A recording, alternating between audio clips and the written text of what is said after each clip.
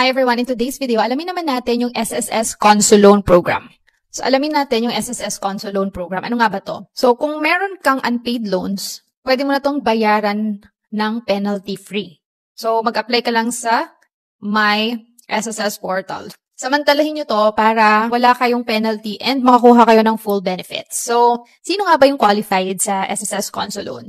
So, mga member or borrowers na may past due loans. So, salary loan including salary loan early renewal program or yung SLERP, calamity loan, emergency loan, tsaka restructured loan.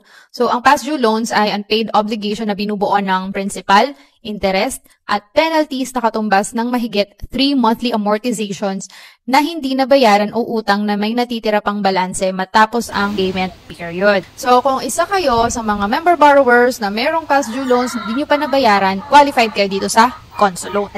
Ito pa. Member borrowers na hindi pa nabibigyan ng final benefit, ibig sabihin ng permanent total disability or retirement. Yan, so qualified din kayo dyan.